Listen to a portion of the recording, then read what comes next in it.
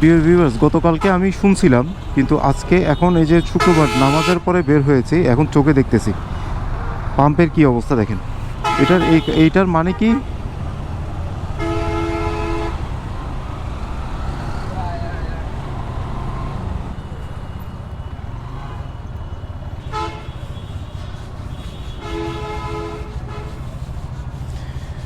এখন ফুল দিবে না বলতেছে। কখন দিবে? আড়াইটায়।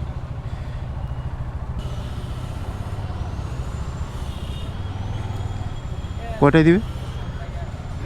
কয়টায়? আড়াইটা থেকে খুলবে। আচ্ছা আচ্ছা, ঠিক আছে। সব পামে একই অবস্থায়, এখান থেকে এক জায়গায় দাঁড়ায় নিয়ে নেন। আচ্ছা, আমরা তো পাম ঘুরে আসছি, এখানেই কম।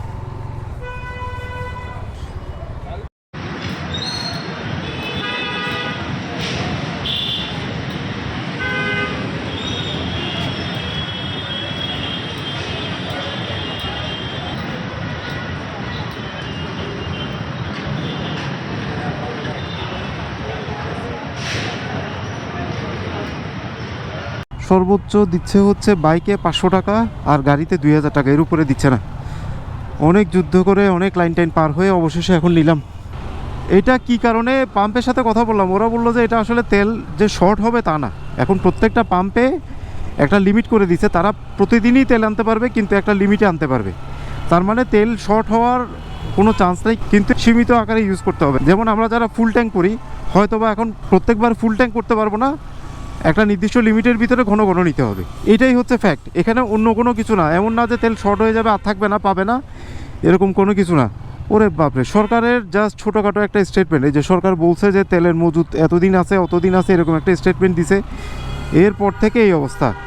গতকালকে শুনছিলাম যে প্রত্যেকটা জায়গায় এই অবস্থা। আজকে জুমার নামাজের পরে বের হয়েছি একটা কাজে, যাওয়ার সময় জাস্ট আমি রেগুলার ফুয়েল নিব, এটাই দেখি এই অবস্থা। তা আর অবস্থা দেখে আমি ফুয়েল পাম্প থেকে সরে যাওয়ার আর সাহস পাই নাই, কষ্ট হইলেও নিয়েই বের হয়েছি। দেখেন না কি অবস্থা, জ্যামের অবস্থা দেখছেন? পুরোটা হচ্ছে এই পাম্পের জন্য। পাম্পে ওরা বলতেছে যে আসলে এটা রেগুলারই থাকবে, কোনো এমন না যে শেষ হয়ে যাবে, শর্ট হয়ে যাবে। তাদের আগে তাদের নিজেদের প্রয়োজন মতো তারা তেল আনতে পারতো, এখন নিজেদের প্রয়োজন মতো আনতে পারবে না। তাদেরকে একটা লিমিট করে দেওয়া হয়েছে, রেগুলার তেল পাবে। অর্থাৎ কেউ যদি বাইকে ফুল ট্যাঙ্ক করি, অথবা গাড়িতে যদি কেউ একসাথে ফুল ট্যাঙ্ক করি, বা 4-5 হাজার টাকার তেল নেই, তাদেরকে হয়তো একটু সীমিত করে ভাগে ভাগে নিতে হবে। এটাই যুদ্ধ চলতেছে কোথায়, আর আমরা এই সিম্পল ঘর থেকে বের হয়ে পাম্পের মধ্যে আটকে গেছি সেই যুদ্ধের প্রভাবে।